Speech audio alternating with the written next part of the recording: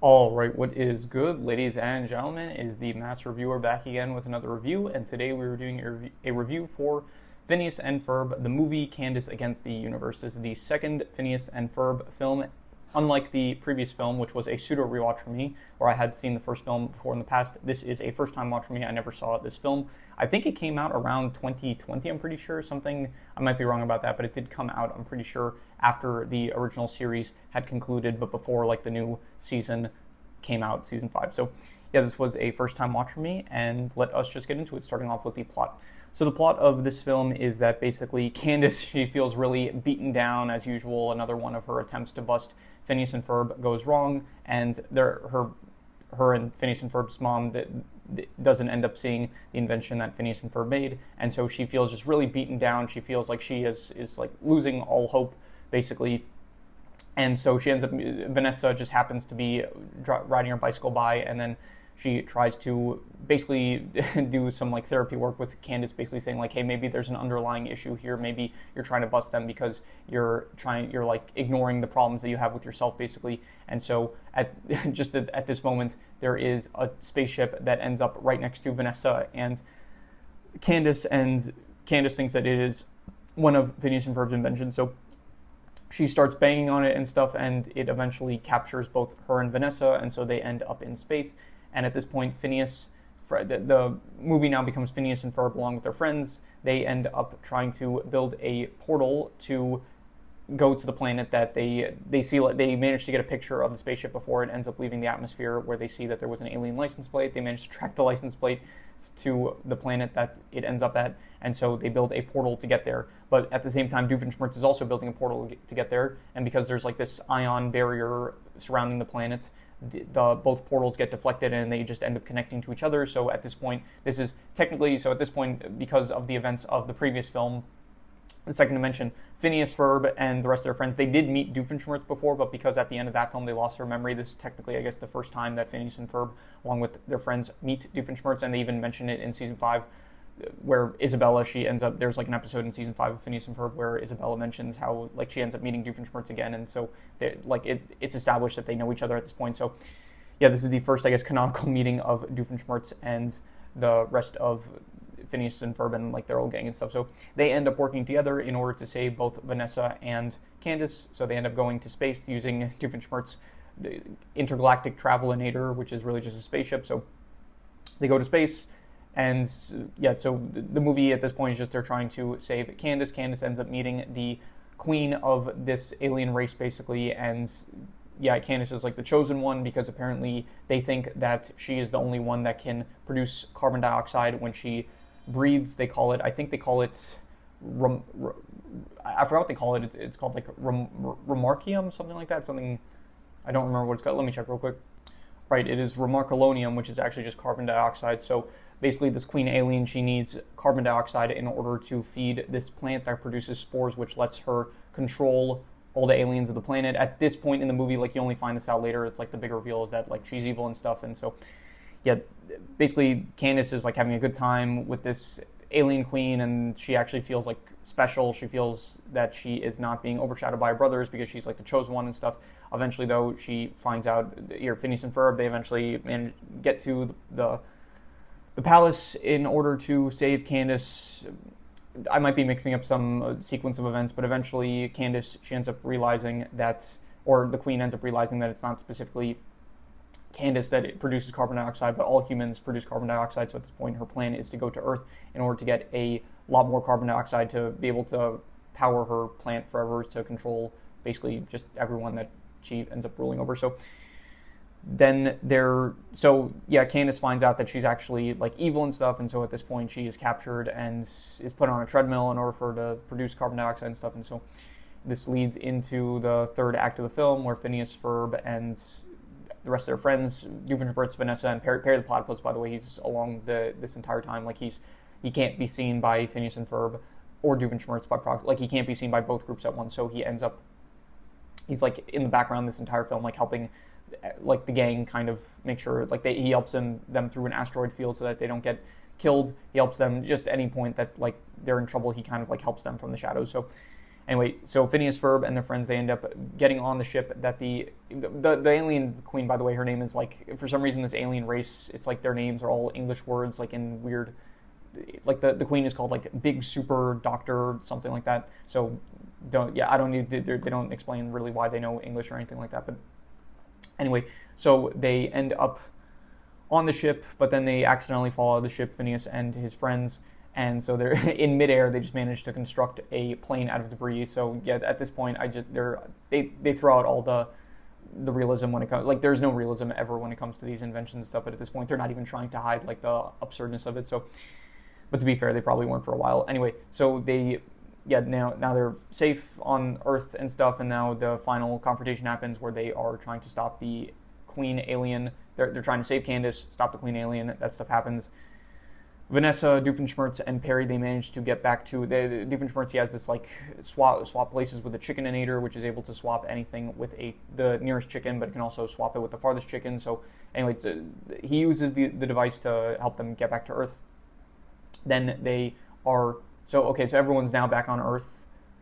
The final confrontation happens and stuff. Eventually, I'm not going to get into the specifics too much, but eventually it culminates with Candace. She manages to get the swap a chicken-inator. Yeah, she uses it to send the giant plant that's controlling everyone with the spores. At this point, the plant also ate the evil queen alien, and so she sends it back to the chicken that was on the planet that they were originally on, and like the alien planet, and so it gets back there, but because there's no carbon dioxide there, the plant shrinks back to its unthreatening size, and at this point the queen gets captured by all the aliens on the planet. They're like mentioned to be very cowardly and stuff, but at this point they capture the queen alien, and so yeah, that problem is resolved. And Candace, with an opportunity to finally bust her brothers, she decides not to because she like loves them and stuff. But in season 5, I don't really know what changes. She just goes back to her ways of busting them, so that doesn't stay permanent. And yeah, that is basically, there's a final dance number sequence of like how, they're all family and friends and stuff, and like they all care for each other, they can do anything together, fight the universe and all that. So that is pretty much where the movie ends. And so yeah, I would say this plot is not as good as the last one. I like the film from the last movie better, with like Phineas and Ferb discovering Perry's secret identity and stuff, and all the multiversal stuff with the different versions of the characters. I thought it was more interesting compared to this, which is basically just a pretty generic kind of space mission, I would say. So I would give the plot, it was like, I don't know, between like a 2 to a 3 out of 5. I would give it, like, I'm not going to say I didn't like it, but I'll say it was all right. I would say like just a 3 to 5, I would say, and that's being very generous. In terms of the characters, there is Phineas and Ferb and their friends and stuff as usual. Doofenshmirtz, Vanessa is actually in this film where she wasn't in the last film, so it's nice to see her, I would say.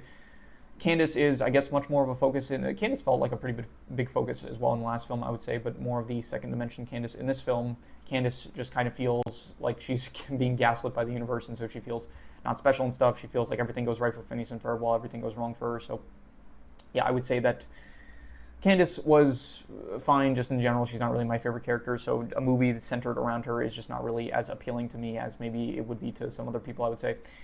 In terms of the aliens, I don't really care for any of them. The Queen alien, she's definitely not as interesting of a villain as the second dimension Doofenshmirtz was in the last film. I thought that he felt a lot more threatening, where in this film, like, her whole goal is just she wants to control everyone, where that's also, I guess, the goal of Doofenshmirtz. But at least in the last film, it's like we have the context of Doofenshmirtz as a character, and to see this, like, an alternate version of him where it's like he's more evil and stuff, it's more interesting than just this random alien that she wants to control all the aliens on her planet and stuff. It's just not as interesting, I would say. So I don't really care for the villainess, I would say. Besides that, yeah, not really any other characters. Again, the cowardly aliens and stuff I don't care for. Overall, I would just give the characters probably I'll go with 6.5 just for like the characters that we know, and like, again, Phineas and Ferb, they're still good, I would say. The rest of the gang, Baljeet, Buford, Isabella, all good, I would say. Doofenshmirtz still very entertaining. He's got like a back and forth kind of rivalry thing in this film with Isabella, which was pretty entertaining. And yeah, Perry was fine, I guess. Perry definitely not as good as the last film, which he had much more of a focus. Just overall, like, good characters, but definitely, yeah, no new characters that are really great like the last film had, I would say, with the second dimension characters. In terms of the settings, there is more of Danville, which is, the standard baseball area that they're at, a baseball ring. I don't know what do you call it? Baseball stadium, yeah, that's the word. Besides that, there is the actual space areas, which we've seen space before in Phineas and Ferb. This specific planet that they're on, it doesn't feel too unique, I would say. It doesn't really capture my interest too much. So in terms of the settings, I will say probably just a I don't know. I don't really love any of it, but I don't hate any of it either. So I'll just give it like a 5 out of 10. Just not good, not bad settings, I would say. In terms of the visuals, it's fine. Again, I just mentioned this up until this point with the review from the Second Dimension movie, the review for the actual show itself. This is my favorite art style. It just doesn't work for me as well as something like other Disney. I think actually I might end up scheduling. I don't know at this point, but this might be a spoiler alert. But I already recorded my review for Gravity Falls in the character ranking, but I don't know how I'm going to schedule the videos of when they release, because at this point the only video at the time that I'm recording this, the only video that is released is the Phineas and Ferb review. And so I'm wondering if I should push up the because I'm recording the review for this film and the review for the Second Dimension film. I recorded it after I recorded the Gravity Falls review and the Gravity Falls character ranking. I've not yet recorded. The next video is going to be the Phineas and Ferb character ranking, so I might push up the Phineas and Ferb videos ahead of schedule just to like be consistent with like the releases. So it's like first all the Phineas and Ferb videos release, and then all of the Gravity Falls videos release after that. Or I might just go in the order that I chronologically recorded it. So I forgot the point I was making, but I think the point I was making was that something like Gravity Falls definitely has a better art style, I would say. But in terms of the visuals, it's, I don't know, nothing great, I would say. Just like a 5 out of 10. I don't really care at all for the visuals in this film. It definitely, like in the last film as well, like the settings of it was like cooler. It was much more, that's more so for the settings, I would say. But the last film, it felt like it had some more action. This film, it's not as cool. It's like the aliens, their torsos explode when they're defeated and stuff. It doesn't feel that cool, I would say. So just a 5 out of 10 for the visuals. In terms of the music, I did not rate the last film, the Second Dimension film. I did not rate it in terms of music, which I should have done because I did end up thinking that the music was my favorite thing. In this film, I will rate the music. I'm not rating it for the comedy. It's listed as a comedy, but it wasn't funny enough for me to really want to rate it as a comedy. So yeah, I'm just rating it in terms of, I could have also maybe rated it for the action, but this film does not have as much action as the last film did, so I'm not really rating it in the action department, I would say. In terms of the music, though, I would say that the music was, I'll go a 7 out of 10. I would say pretty good music. Not as good as the last film, but, it had some good tracks here. Not as good as the last film, I would say, or, this show, it's like very, I don't want to say inconsistent. It's just that there's a lot of songs in Phineas and Ferb. So some are good, some are not as good. These tracks were, pretty good. I would say 7 out of 10 for the music in this film. In terms of the worst thing, I would say that the worst thing is probably, I'm not sure. Maybe I'll just reuse the worst scores, which was the settings and the visuals, which I gave a 5 out of 10 to. So I'll just give another. Actually, maybe I could say the villainess. I didn't really like that much. She didn't feel that interesting. Her whole motive was like she's kind of like a parallel to Candace in a way of like how she also has brothers that she ends up throwing in a dungeon because she is annoyed by their antics, and so it's meant to create a parallel between her and Candace, where Candace realizes that she actually loves her brothers and stuff, and that she doesn't want like bad things to happen to them. So I don't really care for the villainess that much. So I think I will actually probably say I'm going to change the score. It's not going to be I would say that the villainess, I would say she was, I'm not going to call her bad. I'm just going to call her like not good. I didn't really care for her. Definitely a downgrade from the last film where you had the alternate dimension Doofenshmirtz, I would say.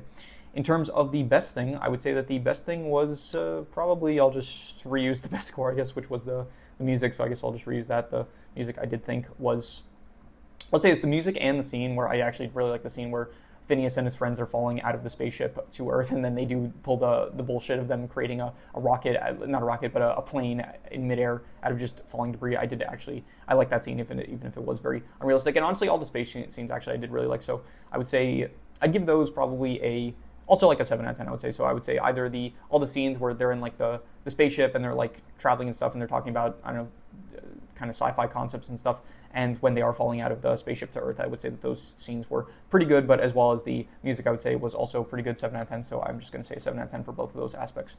In terms of the extra notes, let's see here what I have.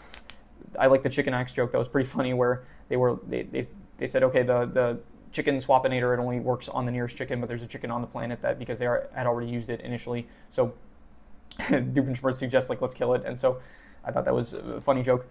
Besides that, what else? This really, honestly, the whole aspect of Candace, like, this film really made me realize, like, her reaction, like, she actually starts crying at the start of the film because she fails to bust her brothers once again, and her mom basically says, like, there's, like, a whole scene where her mom is, like, looking straight at her, like, and behind her, there's all the invention of Phineas and Ferb is just disappearing, and it made me just think, like, I really feel bad for, like, how much gaslighting is done on Candace in terms of, like, the universe just removing all of Phineas and Ferb's inventions. Like it did make me feel really bad for her, especially like in this film specifically compared to in the show where it's like she just kind of brushes it off after each episode. This film, like, definitely I do feel bad for her in terms of like all the gaslighting that she has to go through. So anything else?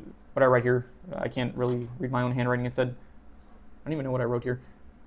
Oh yeah, I wrote this. For some reason I didn't write the word made that clearly. Made a plane out of debris in midair. Yeah, I already mentioned they made a plane out of debris in midair. At this point, like, they're just not even trying to make it feel realistic. Yeah, but it wasn't in the first place once again. So yeah, that is all the extra notes. So I'm going to do the calculations. So King Crimson. All right, so it ends up coming out to about a 6 out of 10, which would be above average. But honestly, I think I'd give it a bit lower. I think I would just call it like a 5.5. I thought it was decent. I definitely didn't like it as much as the first film. And, the show itself is probably a bit more, it's shorter. So I don't know if that's a plus, I guess. But yeah, it was fine. It was definitely just, I feel like maybe just coming off the last film, which actually felt like a pretty good, like, I think I gave the last film like a 6.5 maybe, but it may have marinated to a 7 out of 10. So I did think that the last film was pretty good at the very least. There's some background noise. I hope the new microphone, by the way, it's like helping to mute the audio that's coming from the background that you might hear, like dogs barking and stuff. So hopefully that will sound better in the recording. But anyway, I would just call this like a 5.5. It was a decent film, definitely not as good as the last film and probably not as good as the main series as well, but still decent. I would say 5.5. So yeah, that is pretty much all there is to it. So if you have any recommendations, any shows, movies, video game stories, anime, manga, web series, anything that you want me to review, leave it in the comments and I'll maybe possibly check it out. But that said, that is pretty much all there is to it. So let's leave it at that.